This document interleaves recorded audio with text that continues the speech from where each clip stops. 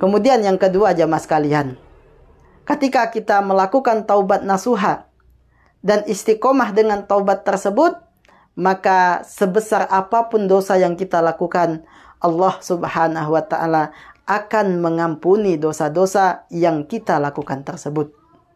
Di dalam sebuah hadis, baginda Nabi Muhammad SAW menceritakan kepada para sahabatnya, dulu kata Nabi, terdapat seorang pemuda yang melakukan dosa besar, yaitu membunuh sebanyak 99 orang. Dan pemuda ini kata Nabi, ia ingin bertaubat kepada Allah, sehingga ianya pun mencari tahu apakah jika ia bertaubat dosanya akan diampunkan oleh Allah. Lalu sang pemuda ini mengadakan sebuah perjalanan, kemudian bertanya kepada orang-orang tentang di mana dirinya ini bisa menanyakan perihal dosa yang ia lakukan. Kemudian ditunjukkanlah kepada seorang ahli ibadah. Ahli ibadah ini tidak mengetahui kalau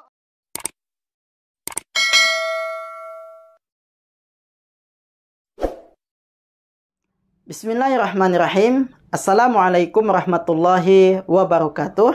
Alhamdulillah wa syukurillah wa la hawla wa la quwata illa billah. Allahumma salli wa sallim wa barik ala Sayyidina Muhammad wa ala alihi wa sahbihi ajma'in, amma ba'du.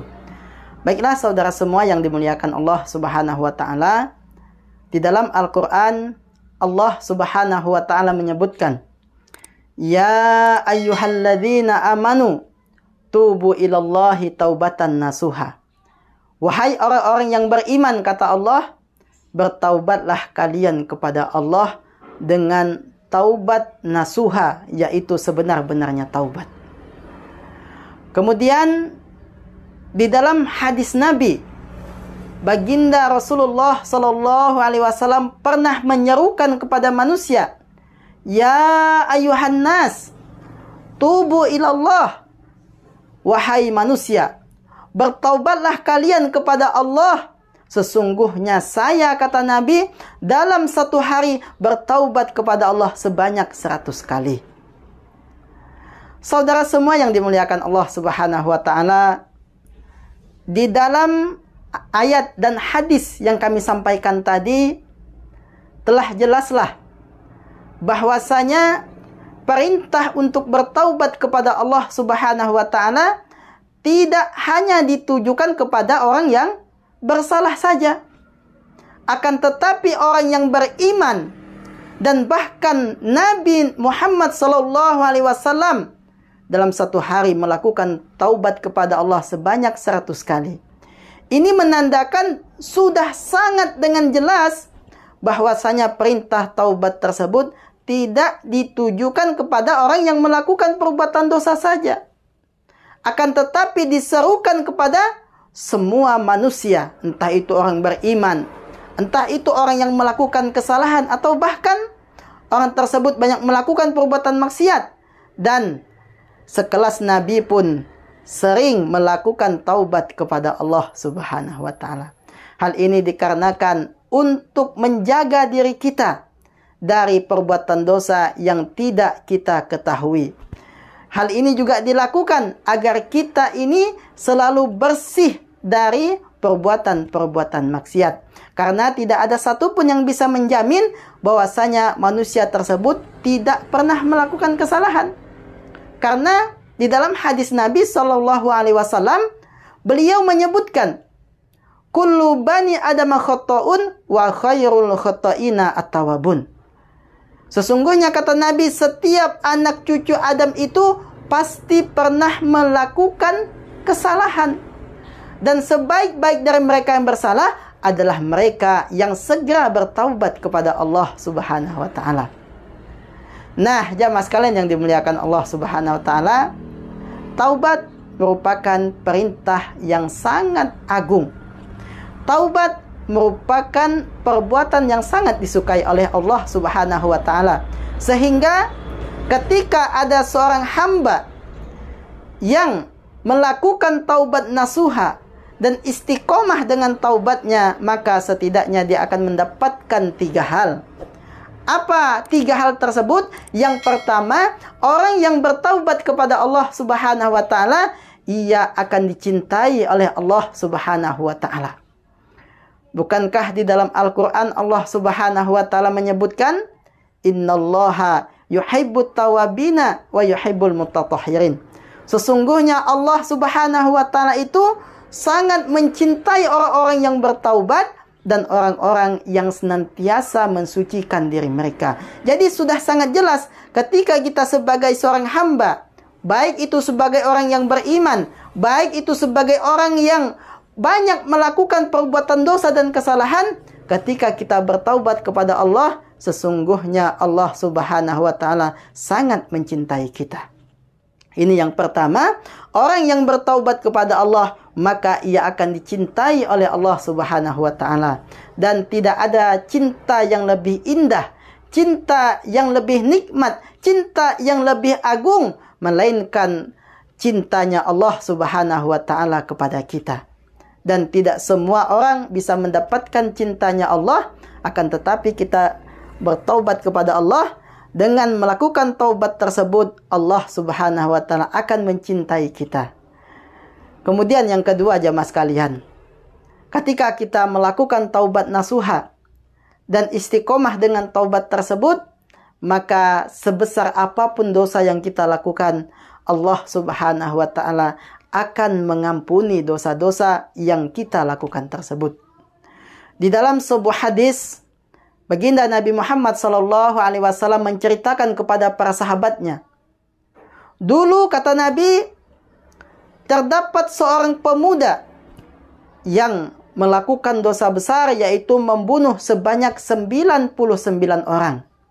Dan pemuda ini, kata Nabi, ia ingin bertaubat kepada Allah, sehingga ianya pun mencari tahu apakah jika ia bertaubat, dosanya akan diampunkan oleh Allah.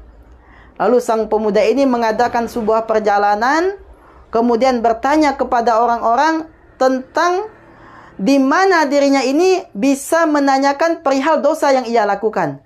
Kemudian ditunjukkanlah kepada seorang ahli ibadah. Ahli ibadah ini tidak mengetahui kalau Allah itu Maha Pengampun. Kalau Allah ini mengampuni semua dosa-dosa yang besar macam apapun, itu tetap diampuni oleh Allah ketika yang bersangkutan memohon ampun kepada Allah dengan ikhlas. Maka ditunjukkanlah kepada seorang ahli ibadah. Lalu bertanyalah orang yang telah membunuh 99 orang ini, "Wahai Tuan, sesungguhnya saya telah membunuh sebanyak 99 orang. Jika saya bertobat kepada Allah, apakah dosa saya diampunkan?" Dikarenakan tidak tahu kalau Allah itu Maha Pengampun, yang mengampuni dosa-dosa hambanya sebesar apapun, maka kata sang ahli ibadah, "Sesungguhnya dosamu terlalu besar, sehingga kalaupun engkau bertaubat kepada Allah, dosamu tidak akan diampunkan oleh Allah Subhanahu wa taala." Dikarenakan merasa tidak diampunkan, pemuda ini pun menggenapkan 100 orang yang dibunuhnya, sehingga ahli ibadah tersebut pun dibunuh oleh sang pemuda. Maka genaplah menjadi 100. Karena tidak puas, sang pemuda ini pun melanjutkan perjalanannya mencari tahu apakah dosanya ini diampunkan oleh Allah karena telah membunuh 99 orang ditambah 1 orang tadi yang genap menjadi 100. Kemudian ditunjukkanlah kepada seorang alim yang mengetahui tentang betapa Maha Pengampunnya Allah, betapa cintanya Allah kepada orang-orang bertaubat. Maka sang pemuda ini bertanya kepada sang alim ini, "Wahai Syekh, wahai Kiai, sesungguhnya saya telah membunuh sebanyak 100 orang. Kalau saya bertobat kepada Allah, apakah dosa saya ini diampunkan?" Maka kata sang alim ulama ini mengatakan kepada sang pemuda yang telah membunuh 100 orang tersebut, "Wahai sang pemuda, sesungguhnya tidak ada yang menghalangi taubatmu kepada Allah. Sebesar apapun dosamu, kalau engkau bertaubat karena Allah, mengharapkan ampunan dari Allah, maka insya Allah dosamu akan diampunkan oleh Allah Subhanahu wa taala." Mendengar jawaban dari sang alim ini, bergembiralah orang yang telah membunuh sebanyak 100 orang tersebut. Kemudian sang alim mendapati ternyata penyebab dia melakukan dosa dan kesalahan tersebut yaitu membunuh sebanyak 100 orang dikarenakan ia berada di lingkungan yang tidak baik. Maka sang alim ulama ini pun menyarankan, wahai sang pemuda, kalau engkau benar-benar ikhlas dengan taubatmu, maka tinggalkan tempat yang engkau tempati tersebut. Kenapa? Karena di lingkungan tersebut sangat sulit untuk mempertahankan keistiqomahanmu dalam bertaubat kepada Allah. Jika engkau ingin bertaubat kepada Allah, maka tujulah sebuah negeri yang ada di daerah ini, yang mana ketika engkau berada di situ, insya Allah engkau bisa istiqomah dengan taubatmu. Maka mendengar saran daripada sang alim ini, sang pemuda yang telah membunuh 100 orang tersebut pun mengikuti saran dari sang alim tersebut. Dilakukanlah perjalanan dari tempat dia banyak membunuh orang ke tempat yang ingin dituju. Dan ternyata di tengah perjalanan, orang yang bersangkutan ini, sang pemuda yang telah membunuh 100 orang ini, diwafatkan oleh Allah Subhanahu wa Ta'ala. Dan ketika dia wafat, jamaah sekalian, Allah Subhanahu wa Ta'ala kirim malaikat rahmat untuk mengurus orang yang telah meninggal tersebut, yang telah banyak membunuh orang tersebut, dikarenakan dia melakukan taubat kepada Allah, sehingga ianya pun mendapatkan ampunan di sisi Allah Subhanahu wa Ta'ala. Bayangkan jamaah sekalian, orang yang telah membunuh 100 orang diampunkan dosa-dosanya oleh Allah dikarenakan ikhlas di dalam melakukan taubatnya kepada Allah Subhanahu wa Ta'ala. Nah, mungkin kita tidak sebesar itu dosa yang kita lakukan. Mungkin kita belum pernah melakukan dosa seperti membunuh manusia. Akan tetapi ketahuilah jamaah sekalian, ketika dosa-dosa yang kita lakukan ini banyak sekali, dan kita tidak bertaubat kepada Allah Subhanahu wa Ta'ala, maka walaupun dosa itu adalah dosa kecil, ketika tidak bertaubat kepada Allah, lama-lama dosa yang kecil tersebut bisa menjadi besar. Begitu juga sebaliknya, jika kita pernah melakukan perbuatan dosa besar seperti membunuh, berzina, mencuri, dan lain sebagainya, maka dengan taubat yang kita lakukan tersebut, kemudian meminta maaf kepada orang yang pernah kita sakiti jika berkaitan dengan manusia, maka insya Allah dosa tersebut akan diampunkan oleh Allah Subhanahu wa Ta'ala. Saudara semua yang dimuliakan Allah Subhanahu wa Ta'ala, adapun yang ketiga, orang yang bertaubat kepada Allah Subhanahu wa Ta'ala, Allah telah menyediakan surga untuk mereka. Di dalam Al-Quran Allah Subhanahu wa Ta'ala menyebutkan, wasari'u ila maghfiratin min rabbikum wa jannatin arduhas samawati wal ard uiddat lil muttaqin. Dan bersegeralah kalian menuju ampunan Allah dan surganya yang seluas langit dan bumi, yang diperuntukkan bagi orang-orang yang bertakwa kepada Allah Subhanahu wa Ta'ala. Dan di antara sifat ataupun ciri daripada orang bertakwa itu ialah mereka gemar untuk melakukan taubat kepada Allah meskipun mereka tidak melakukan kesalahan.